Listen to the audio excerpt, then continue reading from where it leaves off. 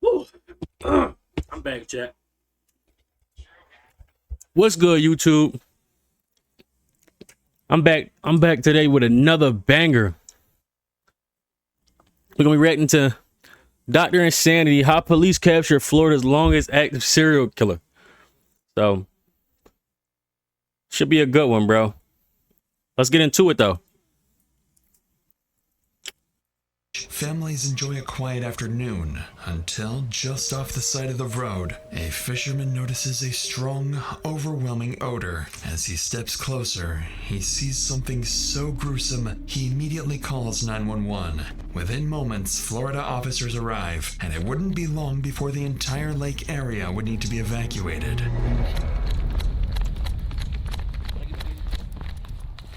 Where's she at?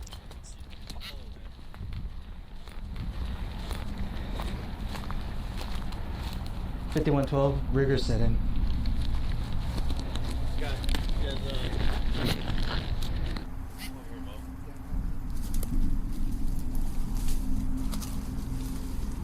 Jesus Christ. Oh my God, bro.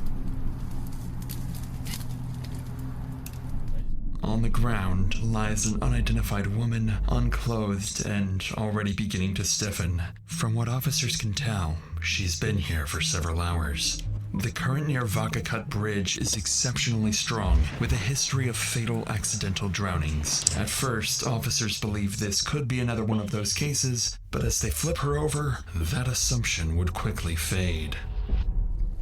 We'll move her a little bit, and then Evie, if you want to take your pictures as we're rolling, so that if there's anything that falls or moves, because what I'm looking at is this stick right here. Okay. Need a hand? It looks like she was dragged by this hand. Oh, look at that. Yep, did you see that? Look at her right there. Right around the neck. Mm-hmm. Damn. Oh, it looks, look at the side of her head. Yep. I can't see the body neither on my end, so I'm not blocking it out. They're blocking it. Call Doc. What you want to do is save hundreds when you're bringing it Yes, to man. customizes your Fuck. car insurance. My bad, That's chat. great, but can you ask your... As they examine the body closer, they notice strangulation marks on her neck, blood, and signs of trauma, all pointing to a violent assault. With a potential homicide on their hands, officers call in the on-duty detective, while others begin evacuating the area immediately. Before the detective arrives, officers at the scene continue trying to identify the victim, only to realize it won't be that simple. Anybody recognize her? Yeah, know who she is. Mm-mm. Nope. Doesn't appear to be a homeless because she's well kept. She's groomed. I just don't see the clothes. You know what I'm saying? It's too something there. This is all the officers know about the woman. No clothing, no ID, nothing to go off of. But not for long, as the on-duty detective soon arrives. Matt Pitcher is a seasoned undercover detective. He doesn't know it yet, but he's about to take down the town's most dangerous killer. Using a multi-hour interview with Pitcher, we'll break down exactly what he was thinking and the complex forensic methods used to crack a near-perfect homicide. I do not have good luck at Thanksgiving time. It just never seemed to work out for me. And so even coming into this, everybody was kind of joking, oh, be prepared for that call. And so I got the call, and then it's kind of evaluating, well, you know, you put out a little bit of hope that, well, maybe it was just a natural death. And then I still remember, I was talking to my captain, trying to figure out what was going on. She said, yeah, it's a naked female. And the minute she said that, I was like, well, this isn't going to be a natural death. Everyone. Detective Matt Pitcher and Detective Rosa DiGiovanni. This is US 1 headed up that way. Entrance into this little gravel area from US 1 is down there. If you pan down here, at the start of what looks to be a Red Bull can, there are tire tracks leading back, as well as tire tracks on this side. We have a broken branch that's touching the ground. Pulled hair right here. Oh my And if you God. come up at about 10 o'clock into a wooded area, about 10 meters away, the female victim, 2 to 3 feet. Like, when motherfuckers killing people, Like what's going through their mind? Like they're not trying to clean up steps. They just murdering a motherfucker and running. Like, bro, this nigga just Red Bull can. Red Bull can. Fucking tracks. A tire, a tree stick poking out. Like, what the fuck? Nigga, you're getting caught. Eventually. In front of that is another small chunk of hair. It looks like there is some bleeding in the area. The easiest way to come back would be along there, suspecting that that's where the suspect went back. We're going to go around another way, preserve evidence. For the first time, the pieces start to come together. As Pitcher walks along the gravel road just off the highway, he spots fresh tire marks, evidence the suspect had been here not long ago. A few feet away, strands of the victim's hair lie scattered, suggesting she was dragged from the road into the forest. Further in, there are clear signs of disturbance. Damaged plants, broken branches, indicating the suspect's vehicle was likely damaged as it sped away, possibly right after dumping the body. And then, something far more significant catches his eye. So, there were a bunch of like small trees, that kind of thing. You have this dirt road, but then as I'm walking along the path, that's the first thing that struck me was, so there was a little tree, and it kind of had, how you can tell when something's freshly broken, right? The limb hasn't died or anything like that when you're talking about a tree, and it was just kind of hanging there.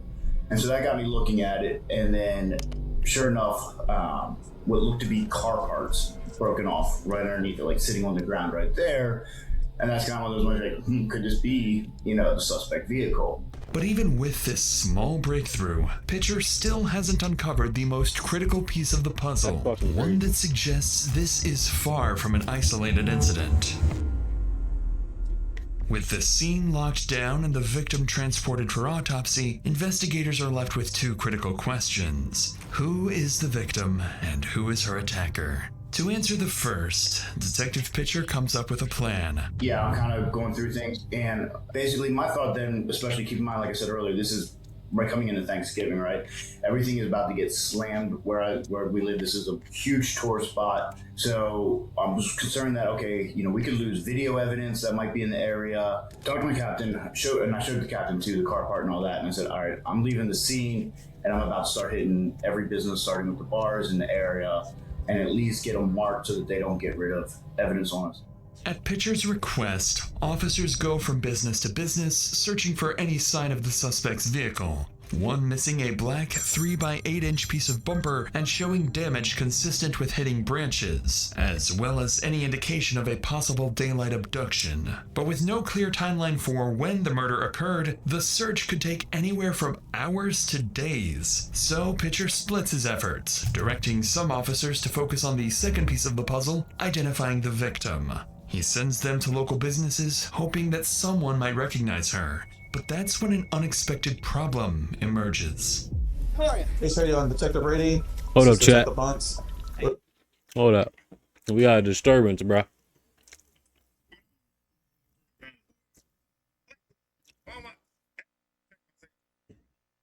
Fucking up my video. Sorry, chat. We're doing we're part of the homicide investigations going on now. If you've heard what's going on there, and we don't know whether the victim is still unidentified, and we're taking a shot in the dark. And maybe Sorry, Jeff. We'll get back. Hey, sorry, on Detective Brady. This is Detective Bunts. We're doing we're part of the homicide investigations going on now. If you've heard what's going on there, and we don't know whether the victim is still unidentified, and we're taking a shot in the dark, and maybe if she might have been a patron here. So if it's a graphic photo, but we're gonna ask if maybe have seen her or a couple bartenders. I'll take a look. So I've been here the last few nights. Okay. Since Wednesday, so Okay. some pictures. I haven't seen anybody like that. No. Okay. Do you think you're maybe a bartender or so would? They probably wouldn't want to, knowing they're a bit on the Swedish side. Creating custom clothing with tap stitches. And they only got pictures of this motherfucker like beat up and hurt. dead. With the So victim still unidentified and no sign of the suspect's vehicle, officers are at a loss. With every passing hour, the killer edges closer to vanishing for good, along with any chance of solving the case. But just as leads begin to run dry, one bartender would step forward, giving them their first major lead. How you doing, Chris? Hey, how are you? We're gonna I just got your phone number here. 917. And are you willing to look at the photo of the victim and see if you might know her, or it's pretty. such a brave It's up to lady. you. Yeah. Okay. All right. She's brave. There's this lady here. You might be able to recognize her. Yes. Okay. Do you know her name? Or perhaps does she drive a car? Does she live anything where we can try and track down? We don't know who she is, so it's very important. We're trying to find out who she is. I can't think of it. Okay. But for sure. Yes, I know exactly who she is. Okay. Definitely. Although the bartender doesn't remember the woman's name, she recalls seeing her multiple times, suggesting she's likely local. And then another bartender approaches. She recognizes the victim too, but still can't provide a name. However, she remembers something else. She had seen the woman working at the Sunset Grill restaurant just a few miles away. There we go. With this new information, officers quickly wrap up and rush to the restaurant, realizing they may be moments away from answering one of the case's biggest questions. Oh my God. How are you? Hi, I'm Stephanie. Detective Rosa DiGiovanni. The reason that I'm asking is, has she ever worked for you? Oh, she looks familiar. Yes, yes, She did? yes. And I tried to help her. I know. What do you mean you tried to help her? Well, when she first moved here, she worked for us, and You know when that was, more or less? I have all the dates at That my would be house. great. And I feel so bad about what happened to her because I really.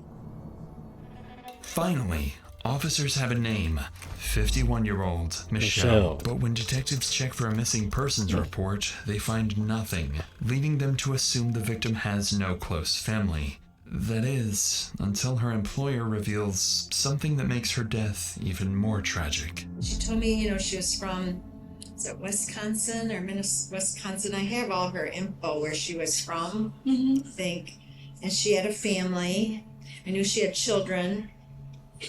And, ex-husband, she didn't have custody of her children.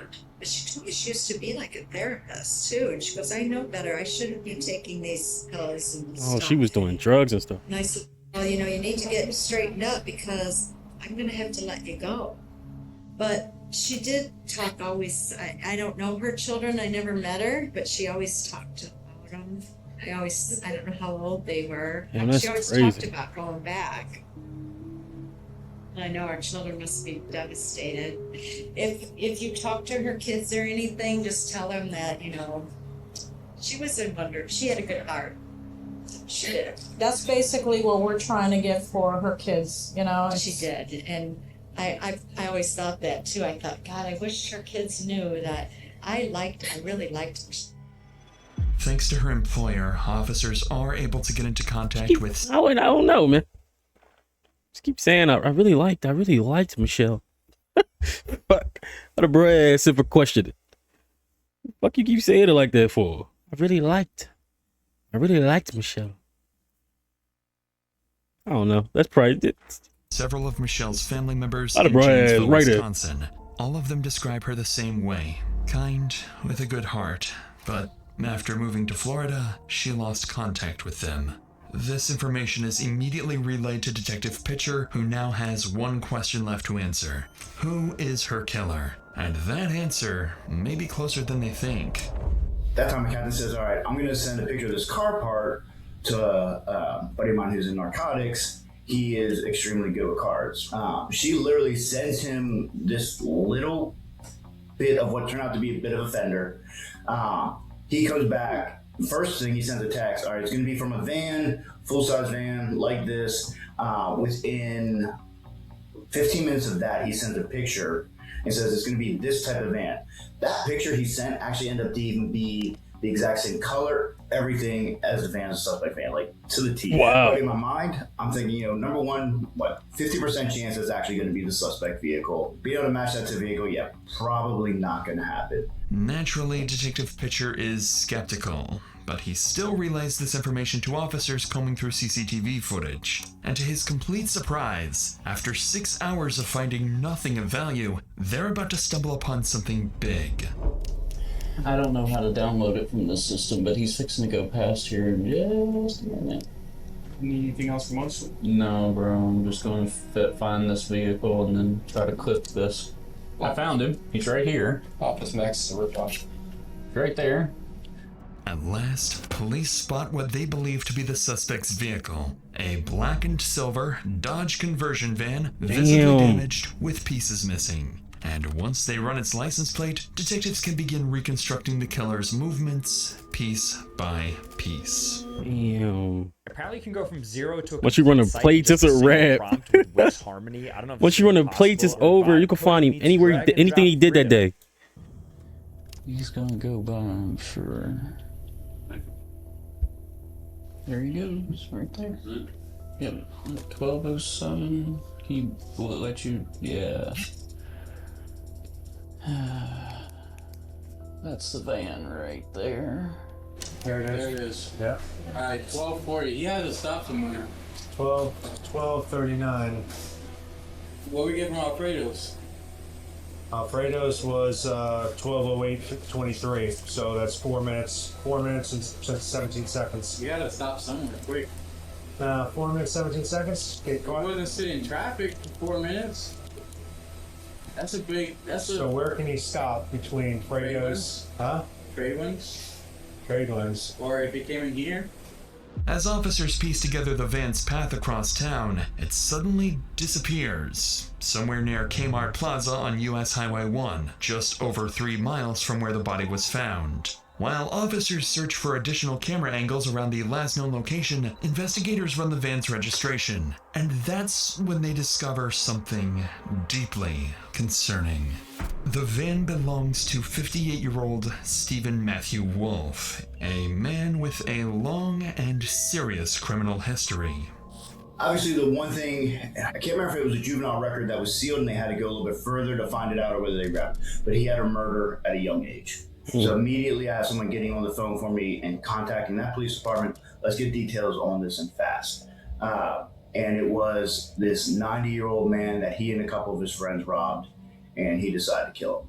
So the minute you find stuff like that out, you're like, all right, you're building those building blocks, right? You're like, okay, Bull's a dog. on the right path here. This is most likely our guy. Decades earlier, in 1976, Wolf was convicted of a homicide in Boise, Idaho.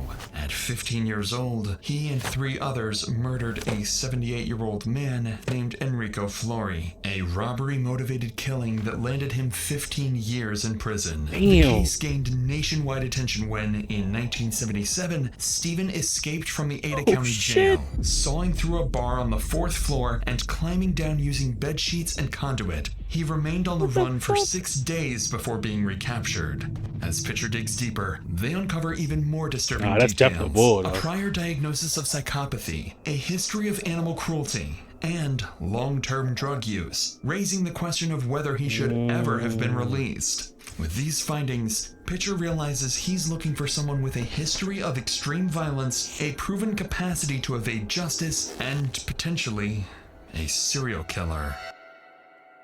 By midnight, the van still hasn't reappeared on CCTV, suggesting it's still somewhere near the cluster of fast food restaurants. Unwilling to waste any more time, Pitcher, alongside a dozen deputies from the Monroe County Sheriff's Office, heads out to search the area. And as they begin to look for their suspect, something inexplicable happens. When the captain and lieutenant were going out to scout in this parking lot, you're doing a lot of this just hoping and, looking for that needle in a haystack, but most likely, the person's going to bounce pretty quickly and get out of town. So while you're hoping, it's not great.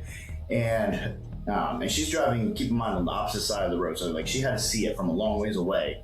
And according to my captain lieutenant said a prayer. And the minute she's stopped the prayer, looked off to her left where there is a Kmart and a McDonald's and sitting just right by the McDonald's was the van.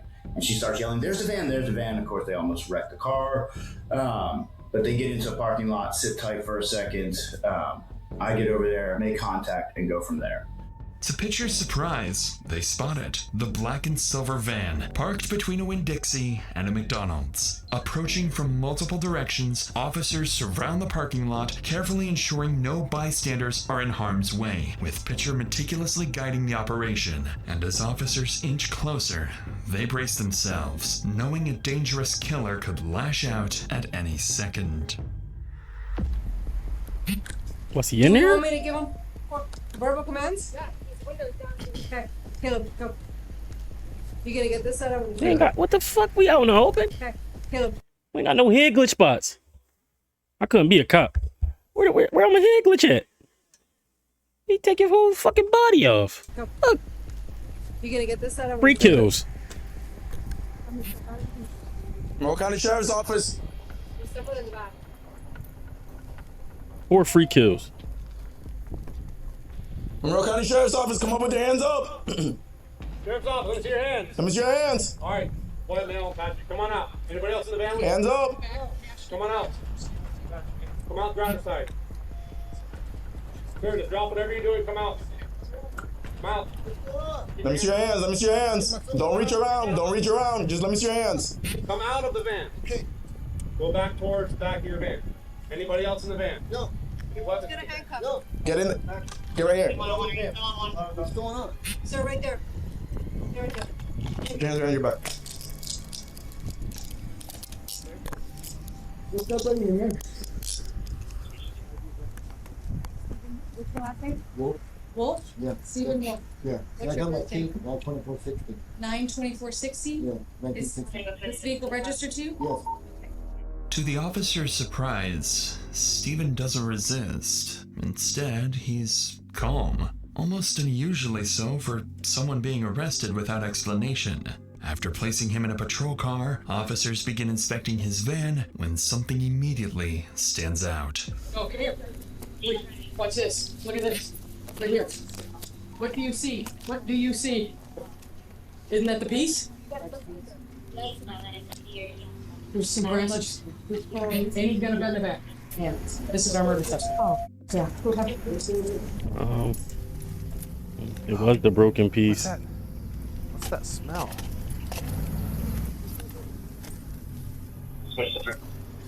This is him. Look at him.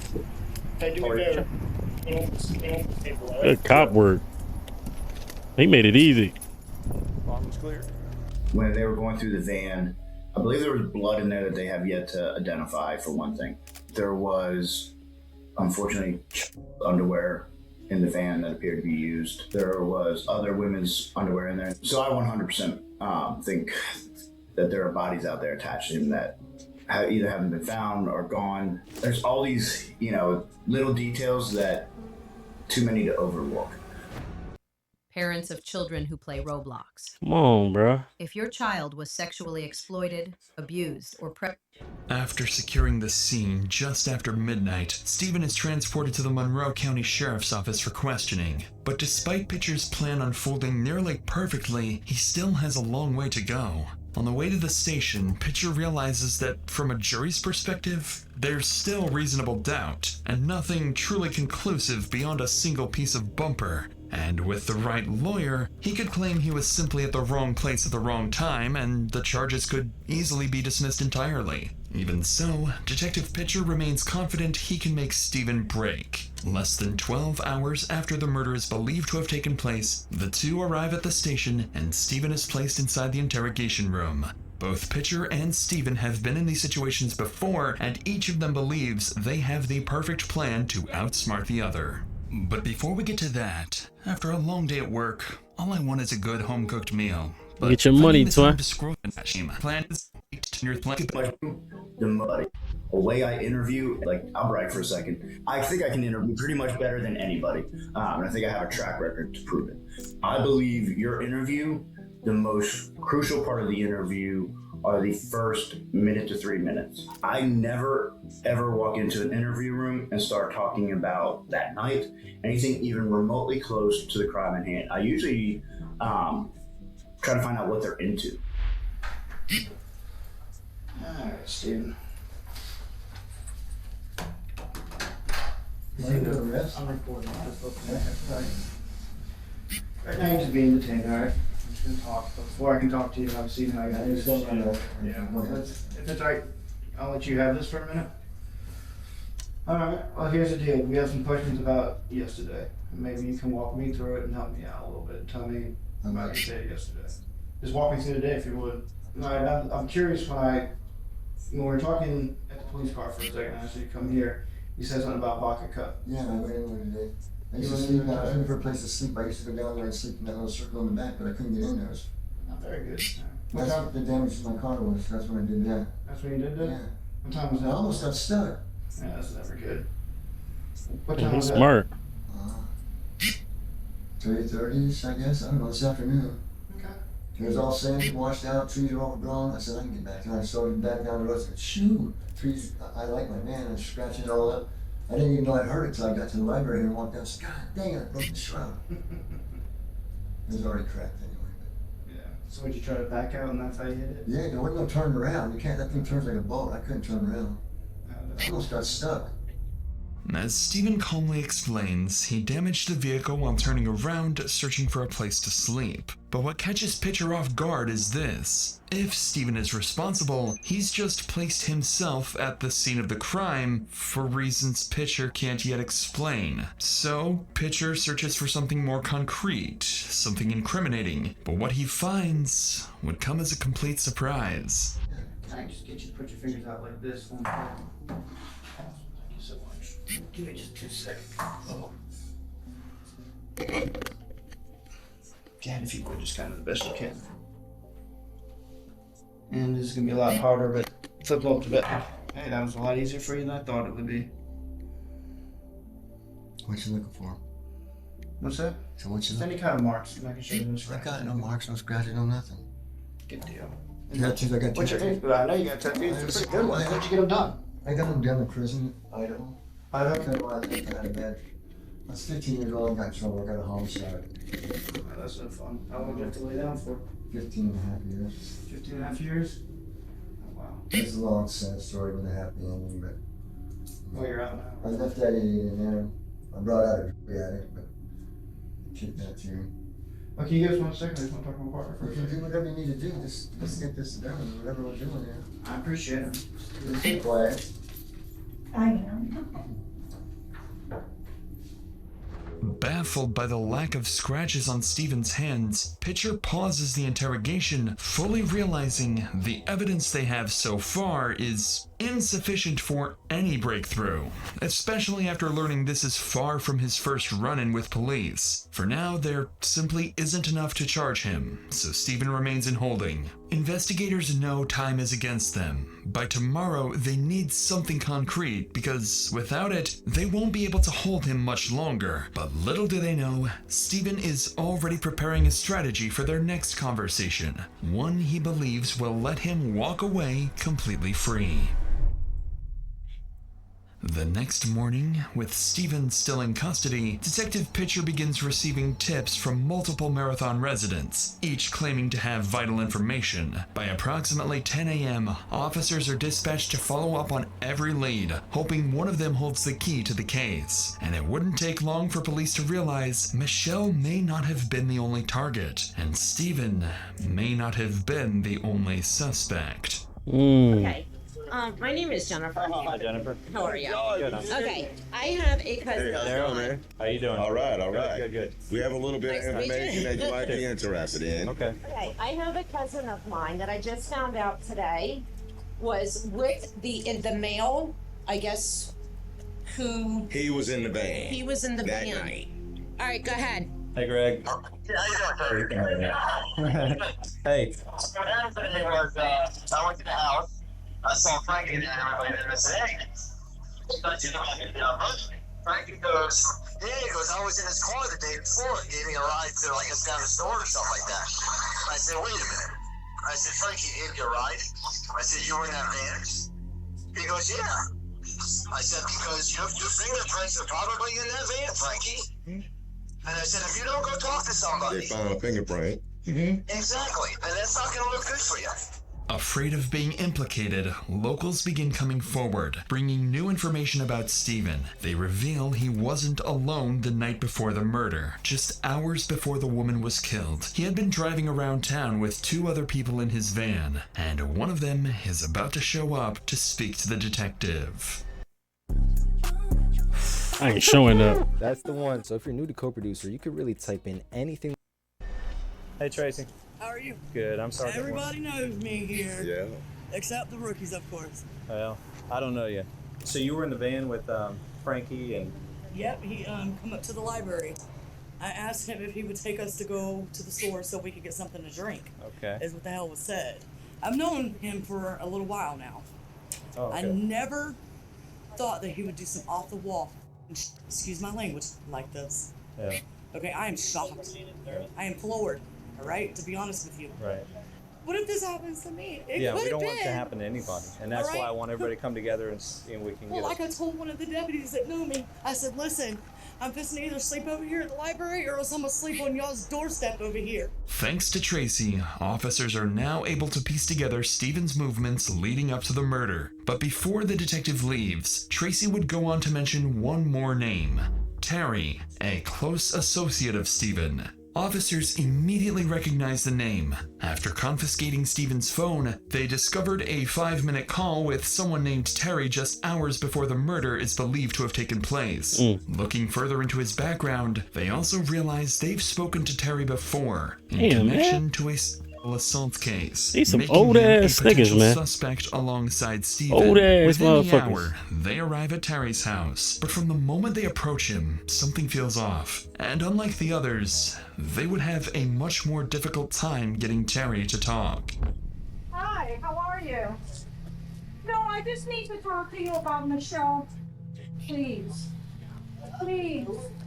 We know you didn't do it, man. No, you didn't do it, honey.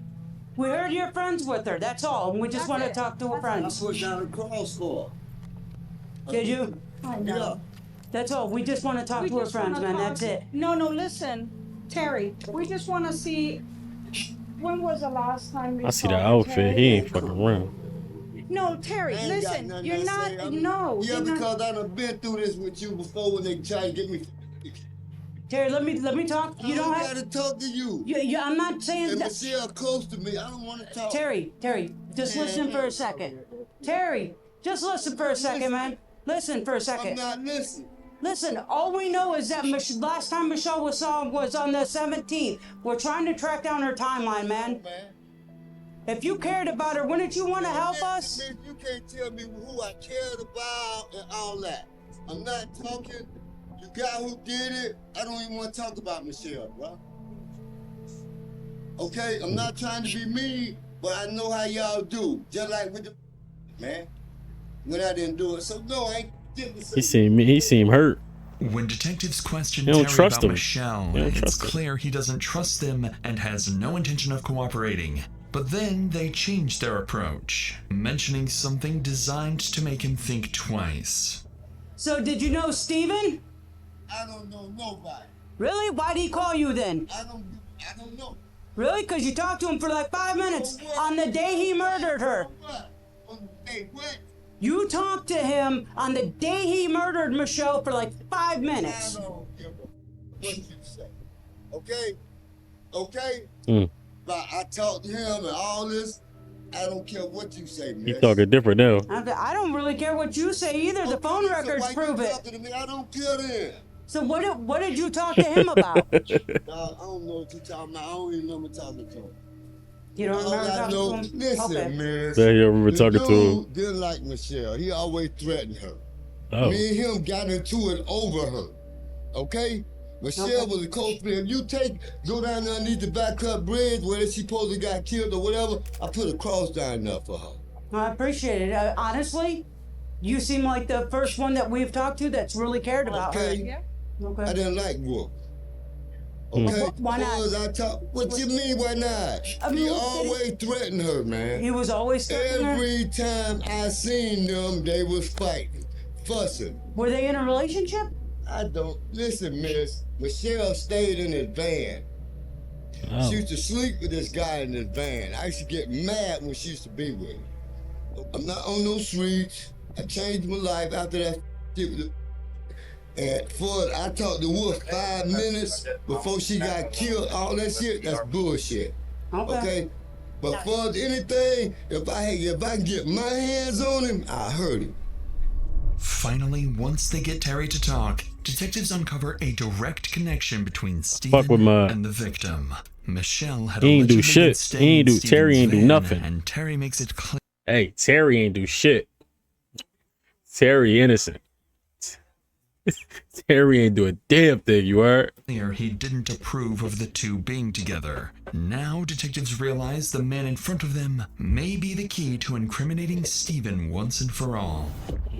That's all I'm saying. If you want to know the truth there, you just helped us a lot in being able to make that happen. But I'm still saying, B, the guy, she used to sleep around with this guy. Okay. Okay? This guy used needles. She told me that he tried to get her to shoot dope one time. Okay? Him and Michelle done had altercations. Okay? Oh, shit. When I found He hit her with it. He said altercations. Fuck wrong with him? Fuck wrong with him? Oh. that Michelle was dead, dog, and you gonna ask my boss man. It killed me. You know what I'm saying? I am sorry for your loss. Okay, it's not my loss. It's just that she was a your loss. friend, She was a and friend. she stayed on the street, man. And I done been on the streets. But for his Wolf, if I had a way to put my hands on him, I would. He mean that shit too. Listen, And if you could look up the phone records or any law where I was talking to him, you can't see but me cussing him out. Hey, Terry. You. Thank you. Seriously. Seriously. Thank you. Seriously. And I did that girl, man. Thank you. As Terry breaks down, detectives begin to believe he's telling the truth and that he is indeed one of Michelle's That was few genuine, bro. friends. After He wrapping genuinely up the hurt. interview, they return to the station Big and ass relay their clothes on. findings to Detective Pitcher, who, for the past 12 hours, has been sleeplessly studying Steven's profile when he uncovers something interesting about Steven's experiences in jail. Talking about his time in prison, things came out that, number one, he has a hatred for women. Somehow I think it stems from his mom, but I still can't quite place it. He went into great detail with me about when his mom was sick, how she couldn't do anything. And like very disturbing that a normal human being, normal person in a conversation isn't going into detail about these kind of things. That's a red flag. Obviously there's a lot of in prison. He goes, I figured out a way around it though. I'd offer to everybody and that way they wouldn't want to, all of that is putting together and that way around it though. I'd offer to everybody and that way they wouldn't want to. I'd offer Oral everybody.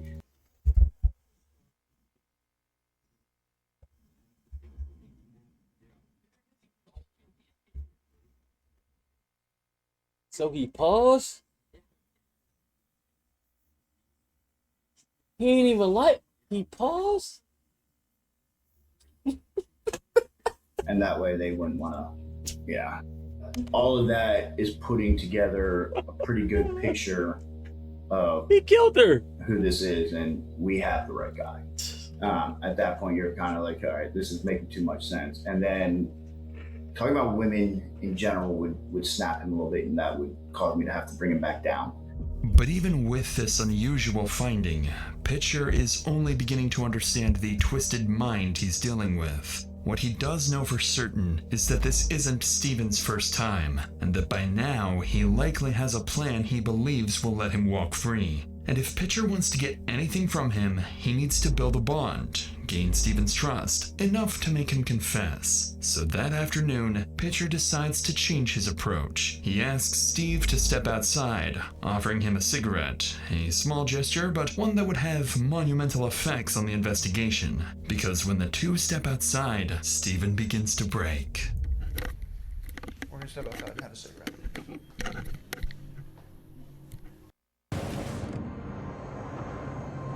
Oh, this corny ass game. being charged with homicide, man. I know you are, and I know that seems scary as hell. I've been through it before as a child, but I remember it well. Things are different in some instances between what happened when you're 15 and what happened now. Somebody died at my hands. This difference is that somebody died, but it wasn't at my hands. Oh, man. Steve, you made a mistake. I know. I didn't do this. Steve, I know you. Oh, God. Here, okay, listen. You made a mistake. I didn't kill her. Her boyfriend killed her. What happened? They fought. I didn't. Everybody, they were having go in the back on my bed. Okay. And they fought. And I just kept driving. Said, "Come on, you guys, calm down, quiet down." I don't know their names. How did you have them back? I picked them up. Where'd you pick them up? Walmart. They wanted to come to the keys. Oh, man.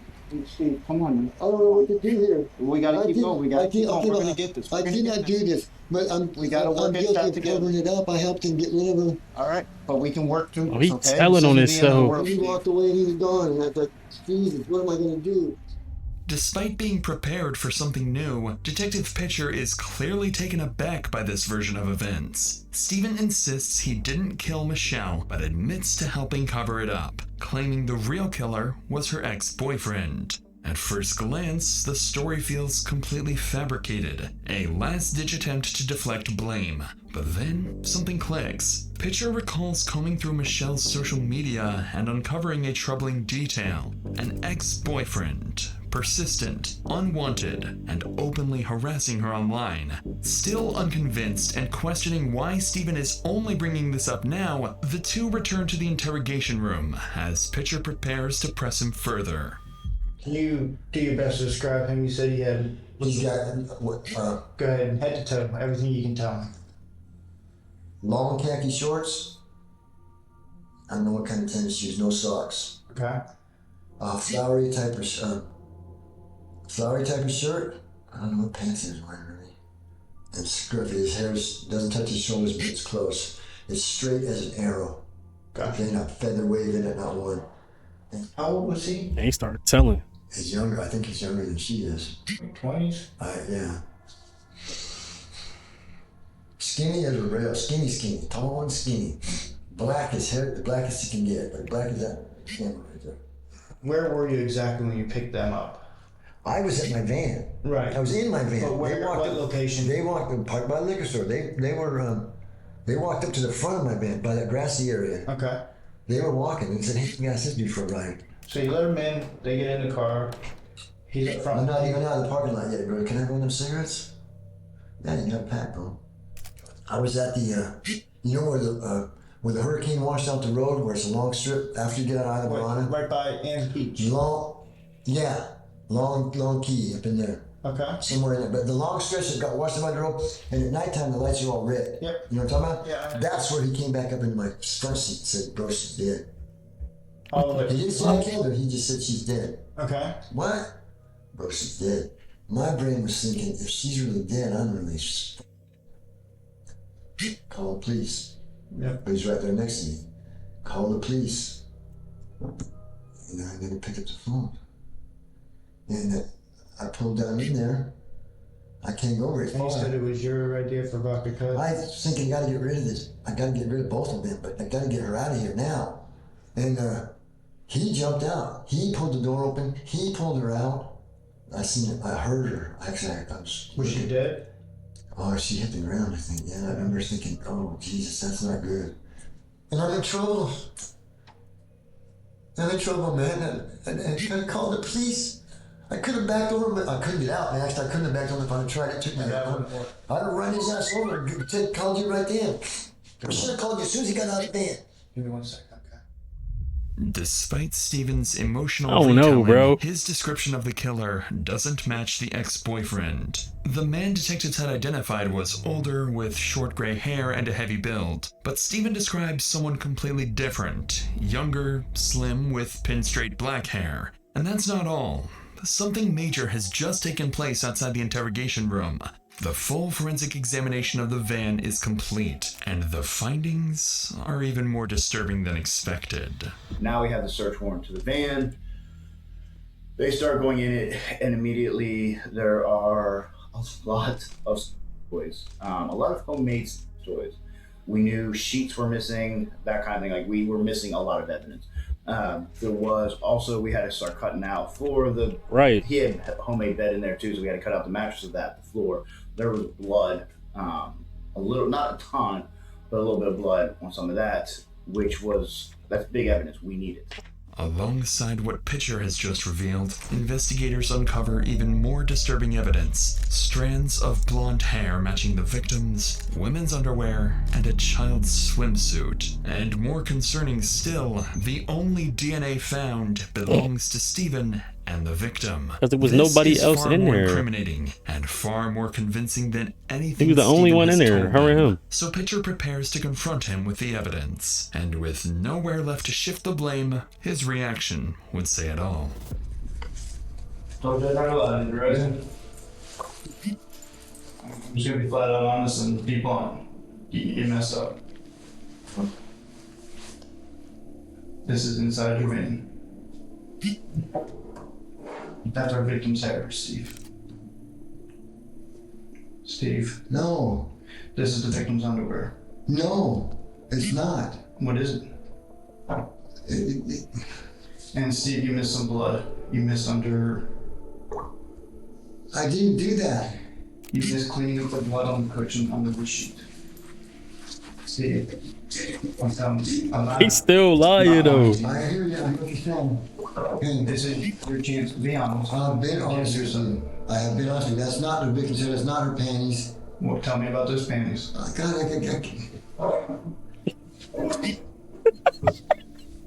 Oh, Jesus, you're gonna tell them. Oh, he's out of loss. You're gonna tell them, and then they're gonna know that I have. Steve, right now you're looking at murder. You get okay, there's Susan. They become Susan's door. Susan who? Susan, that's Jerry's wife. Why do you have you guys? Sometimes. I put them once, and they were dirty, and I put them in there. Okay. And the hair? I don't have no idea. And the blood under there? I don't know what to do. I don't know anything about it. There's no blood in there that I'm worried about. I'm telling you there's blood. I mean, this is overtime. Okay? So now I'm not primary, I'm a suspect. He said, I don't know, okay. Steve, I'm gonna put this as bluntly as I can. Test it all. I'm gonna put this very harshly. You murdered her. I did not. I did not. Bruh, just admit to it, bruh. They got all the evidence. What the fuck? Just say you did it. You did it. You murdered. What the fuck, man? He's still lying. Shift in the detective. You murdered her. I did not. Fucking still capping. Ugly ass. I did not. This shift in the detective's demeanor clearly catches Stephen off guard. Up until now, he believed Pitcher was someone he could trust. More than that, Pitcher believes the bond between them has gone beyond a typical detective-suspect relationship.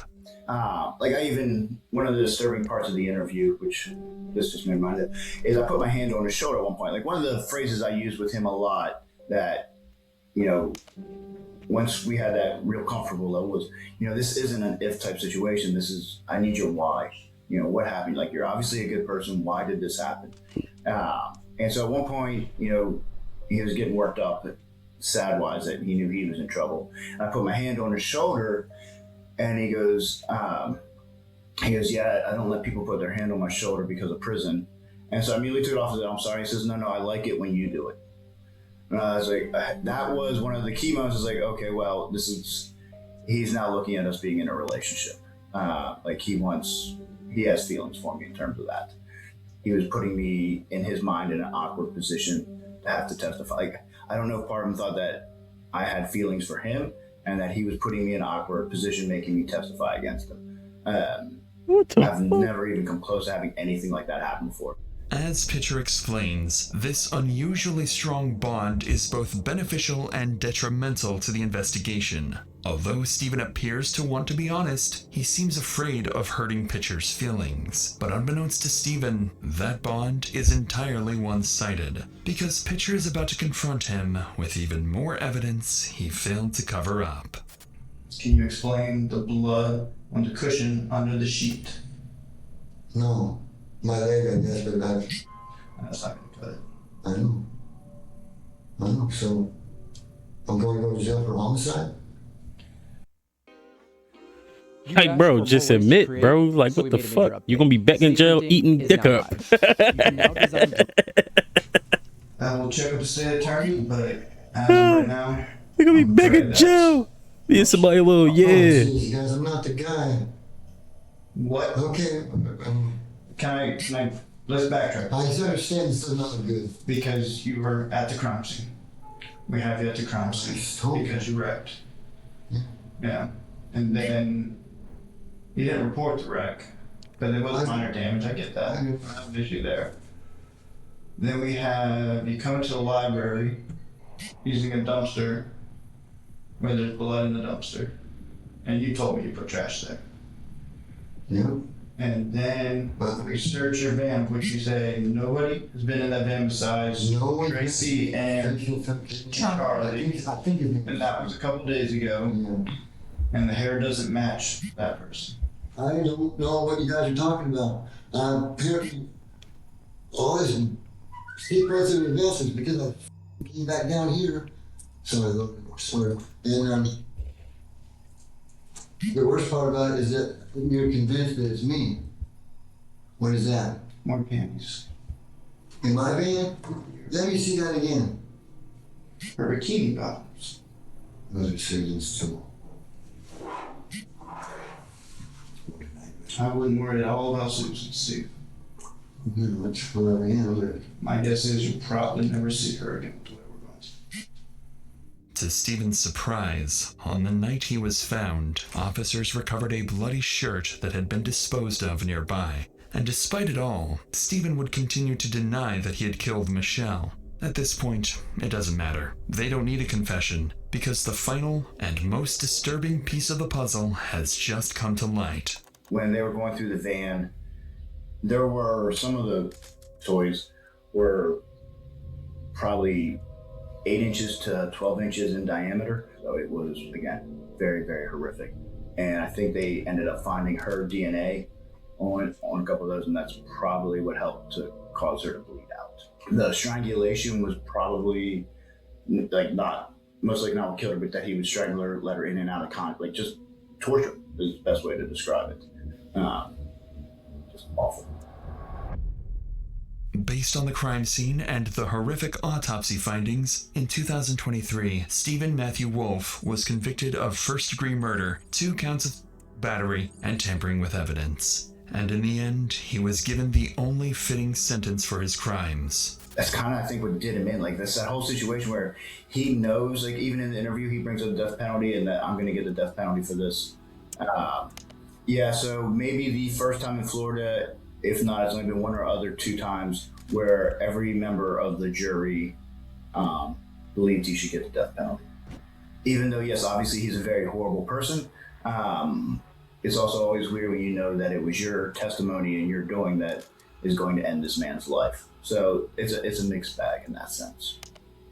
Like even the things like the touch on the shoulder, like as dumb as it sounds, that to him that's all this guy cares about me. You know, he really does like me. As crazy as that is.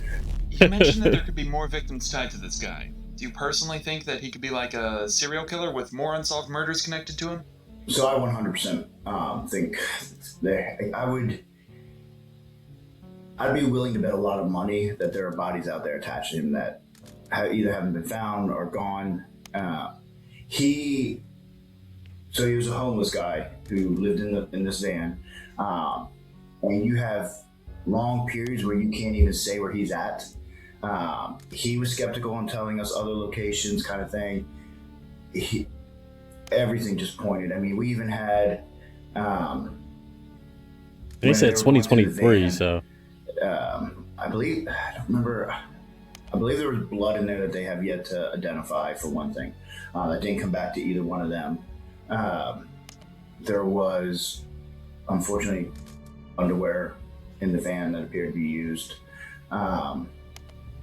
There was other women's underwear in there. Now, granted, he had stolen underwear that we found out from somebody else, but there's all these, little details that too many to overlook. As Pitcher finishes recounting one of the most disturbing cases of his career, 6 years after Michelle's murder, he is now retired. But the weight of what he uncovered leaves behind questions that were never fully answered. In terms of this type of crime and the brutality, this one head above all the rest. And I've definitely had some interesting ones in my career. I'm in the process of writing a book. Actually, I did undercover work that I can say legitimately nobody else has done. First year, I spent 2 years with the mob and then was asked to infiltrate a domestic terror group. 2 years with the mob? Being interrogated He for that 8 nigga. hours to shooting with a psychopath who I was positive was going to kill me one day and who also happened to be my best friend and hated police more than anybody. But I did prevent the bombing. Credited with saving over 100,000 lives. Out of all the complex investigations That's a Detective good Pitcher undercover worked on, cop, bro. Stephen's case continues to linger. And as of late, April 2026, Stephen remains on Florida's death row, refusing to tell Pitcher whether there are any other victims. And with an execution warrant potentially right around the corner, that answer may die with him. Damn, yo. That was a banger vid, dog. Let me get at a like, bro. Turn the noties on, bro. You my man now, Brady. No Diddy. That's a tough vid, bro. That's a tough vid, bro. Hey, chat. That's a good video. It was long as shit, though. But hey, that was a good vid. Listen. If y'all like shit like this, comment down below. I'll do more of these. That shit was cracking. I ain't gotta just post basketball, bro. I'll post anything. But like, comment, and subscribe. Give me an algorithm. It's your boy Packson, and I'm outie.